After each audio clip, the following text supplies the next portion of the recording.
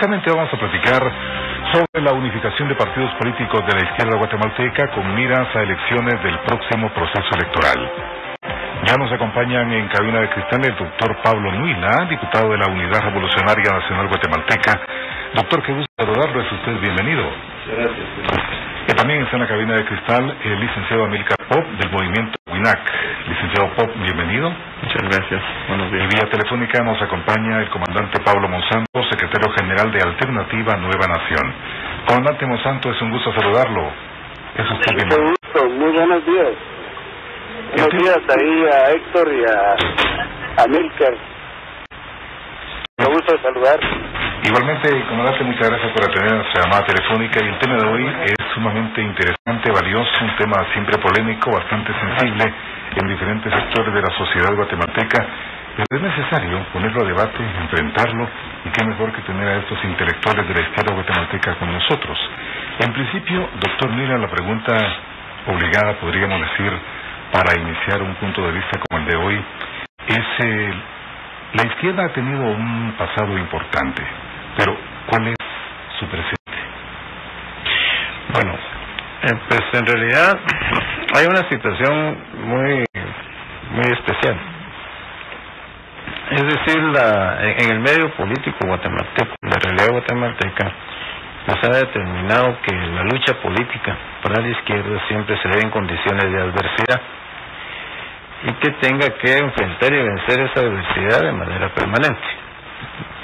Esa adversidad es muy variada, pues tiene un ángulo de acción demasiado grande. Sin embargo, una de las cuestiones es de que hoy existe, y ante todo existe, sigue luchando, y tiene una propuesta política, pues. Es decir, no es una fuerza en abstracto que cada 4 años tiende a aparecer. Por ejemplo, el caso nuestro, como ORNG, de manera permanente estamos en la lucha política, en el debate en el Congreso de la República, nos expresamos, no hay tema nacional que no nos hayamos expresado por escrito como partido. Estamos en la lucha en las calles, acompañando las luchas populares, intermediamos como nuestra obligación ante el Estado a partir de las distintas luchas populares. Reivindicamos lo que hemos reivindicado siempre, ¿verdad? La lucha en contra de la sobreexplotación del pueblo, la discriminación racista y la opresión cultural. Todo eso lo hemos hecho, lo seguimos haciendo y lo tenemos en el planteamiento de nuestras propuestas para el futuro inmediato. Licenciado Pop, a su criterio, ¿cuál es el presente de la izquierda guatemalteca? Gracias, buenos días a todos y a todas. Yo creo que hay que también reconceptualizar la izquierda a nivel histórico, porque a la fecha la izquierda ha sido una construcción constante, evolutiva. El movimiento político WINAC no necesariamente nace bajo la bandera o con la bandera del movimiento de izquierda ideológicamente construido. El movimiento político WINAC nace dentro de una estructura de ideales, de demandas históricas de los pueblos indígenas y con una propuesta integral de país, de nación, para la transformación de la sociedad y del Estado. En nuestro recorrido y en nuestro debate, pues obviamente nos damos cuenta de que tenemos profundas coincidencias con las distintas expresiones de lo que se puede llamar la izquierda en el mundo hoy, que no necesariamente podríamos encuadrarnos todos juntos en una misma dimensión y en un mismo escenario. Hay debates históricos pendientes, incluso, que nos distancian profundamente de la derecha, de la construcción teórica ideológica de la derecha, pero también hay algunos elementos que todavía nos distancian de la construcción ideológica de la izquierda. El debate teórico de la lucha de clases no necesariamente comprendió el proceso evolutivo y la lucha de las demandas étnicas de los pueblos en todo el continente. Entonces yo creo que hablar hoy del movimiento político WINAC en el marco de la izquierda sería un error visto en un formato. Creo que la izquierda ha evolucionado. Hoy podemos hablar de izquierdas en distintos niveles, distintas expresiones, así como la derecha. Incluso es un error hablar de una izquierda dividida cuando tampoco podemos hablar de una derecha dividida. La derecha está estructuralmente afinada. En el país hay por un promedio de 20 partidos políticos, 18 o 19 o 20 pueden ser de derecha, y nadie dice están divididos. Son distintas expresiones con un perfil ideológico, cada una con su expresión, con su nivel de profundidad y de impacto en el modelo que plantea. Entonces yo creo que implica también una madurez histórica entender las distintas expresiones políticas de los movimientos políticos en Latinoamérica y en el caso guatemalteco específico de los pueblos indígenas hoy, que por primera vez en la historia lanzan una propuesta. Comandante Pablo Monsanto, le repito la pregunta. Usted, la izquierda, ha tenido un pasado importante, pero ¿cuál es su presente? ¿Es acaso una esperanza dispersa en el devenir histórico? Bueno, nosotros somos herederos de las luchas de todos los pueblos que habitamos Guatemala. No es una cuestión que venga de ahora, sino que durante décadas se han venido desarrollando luchas de diferentes formas, pero siempre con el objetivo de que las mayorías de nuestros pueblos puedan ir teniendo una mejor vida, que puedan obtener libertades que siempre les han sido negadas. Es decir, la diferencia entre la izquierda y la derecha fundamentalmente estriba en esto, que la izquierda se identifica con los intereses de las mayorías, en tanto que la derecha se identifica con los intereses de las minorías poderosas económicamente. Es decir, que la izquierda en este caso pues se identifica con los intereses de los marginados, de los explotados, de los reprimidos, de los que han sido discriminados históricamente en nuestro país, y nosotros somos herederos de esas luchas. Y ahora que esas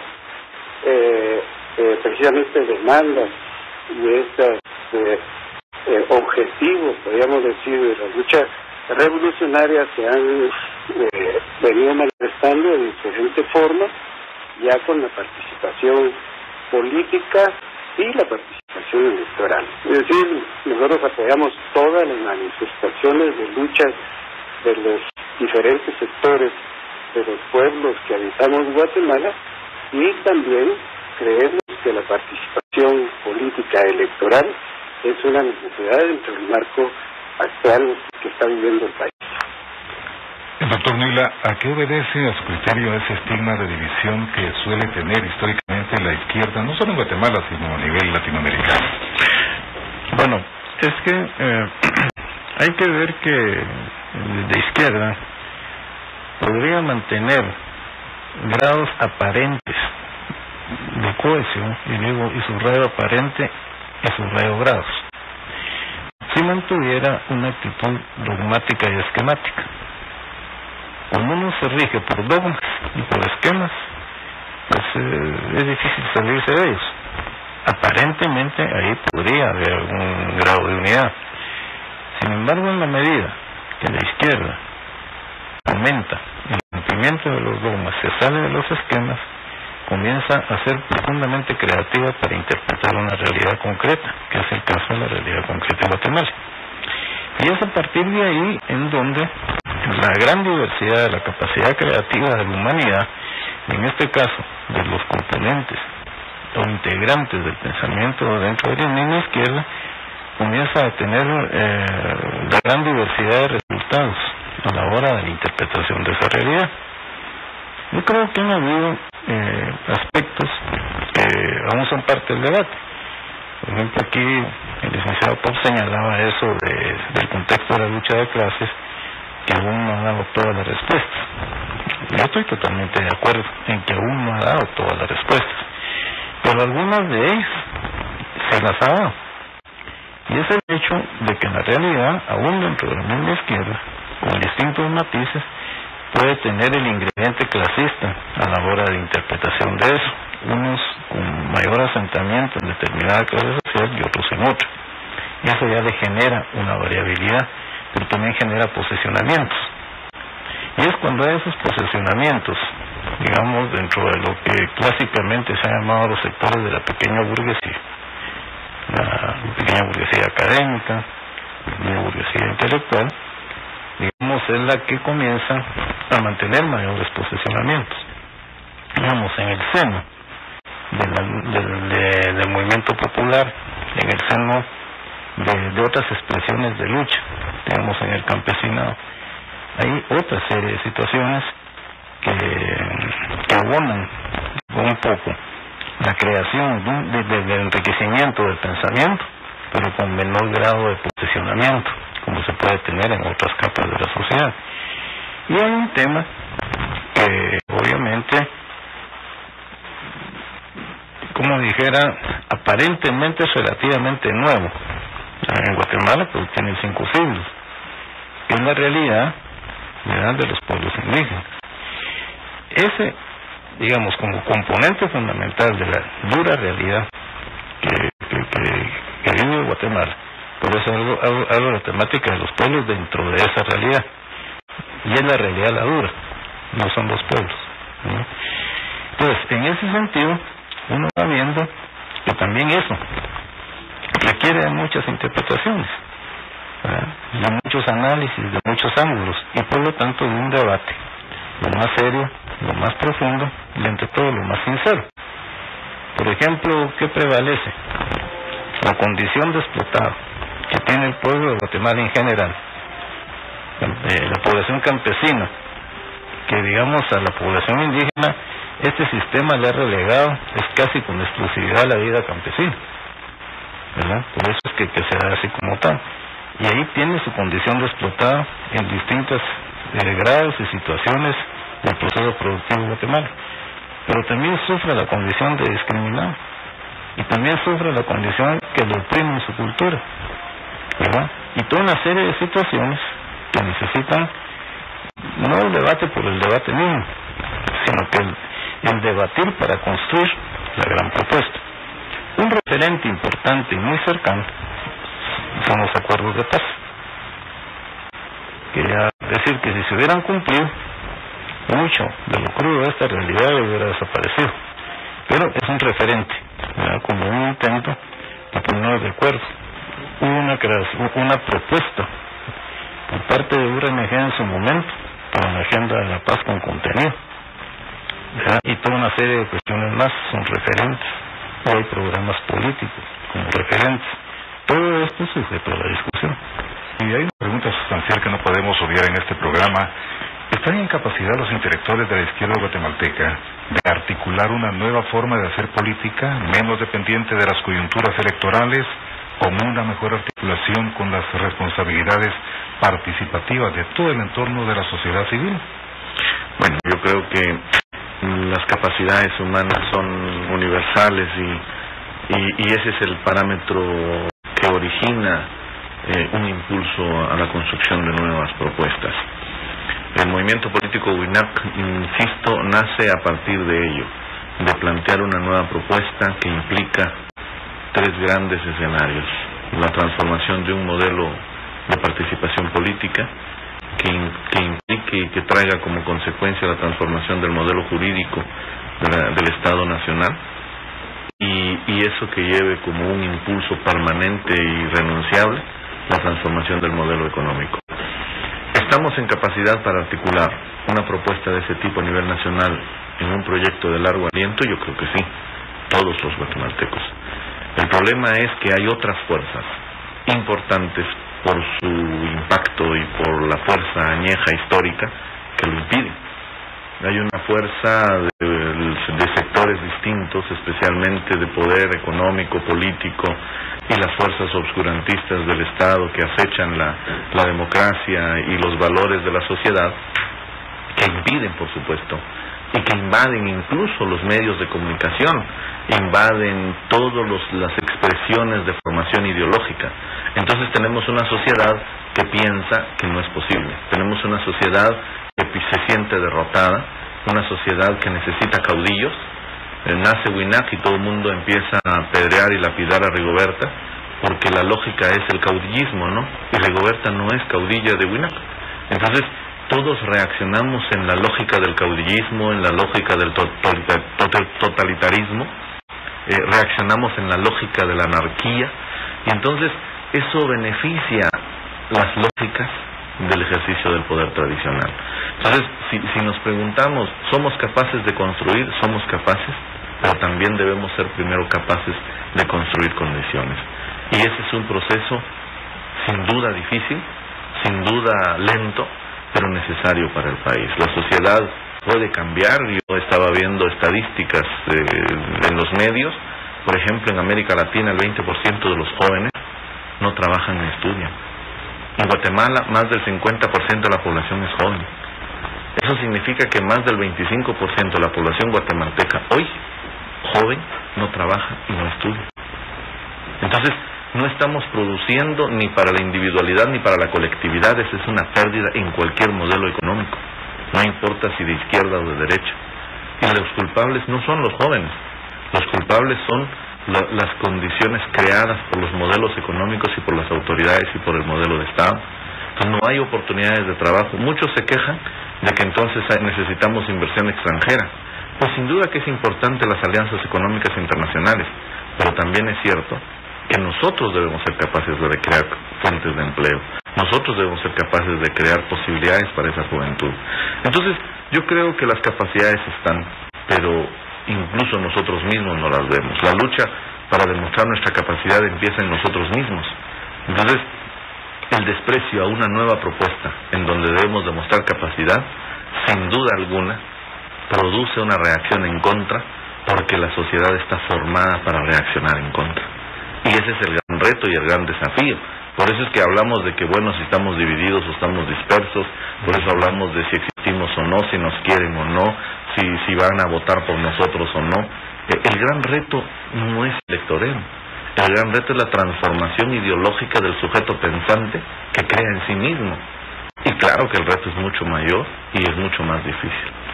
En esa línea, comandante Pablo Monsanto, ¿cómo vencer el autoritarismo, el sectarismo, el vanguardismo hegemónico, podríamos decir, y el verticalismo que han hecho fracasar en el pasado la formación de un gran frente político de izquierda democrática en el país? Bueno, yo creo que no ha sido esto que ha hecho fracasar el movimiento social, el movimiento de izquierda en el país. Yo creo que lo que no ha permitido avanzar y desarrollar un movimiento de izquierda en Guatemala es precisamente la falta de una visión que se apegue más a la realidad actual, no solo de Guatemala, sino del mundo. Hay que tomar en cuenta que el mundo de ahora no es el mismo mundo de hace 10 años. Hace 10 años las situaciones en América Latina se vivían de manera diferente. Habían conflictos armados en varios países y estaban terminándose como modelo de dominación en toda América Latina las dictaduras militares. Estaban surgiendo los procesos de democracia formal y representativa que actualmente se mantienen en la mayoría de los países de América Latina. Lo nuevo ahora es que precisamente la utilización por parte del movimiento de izquierda, el movimiento revolucionario, el movimiento democrático, de esos sistemas democráticos representativos, es lo que ha hecho posible ir avanzando en el desarrollo del movimiento social y del movimiento popular y revolucionario en América Latina. Es decir, el escenario de América Latina de ahora es diferente que el de hace 10 años, y esa es una realidad que nadie puede negar. Por ejemplo, la situación de Bolivia, la situación de Ecuador. Bolivia es un caso de sumo interesante porque además de que hay ahí un presidente indígena, se han realizado ya transformaciones verdaderamente profundas en la estructura del Estado mismo de Bolivia a partir de la democracia representativa que había en ese país y han logrado un proceso de transformación de la democracia representativa a la democracia participativa, que es la propuesta actual de la izquierda para toda América Latina y concretamente para Guatemala. Nosotros en los acuerdos de paz proponemos la creación de una democracia real, funcional y participativa.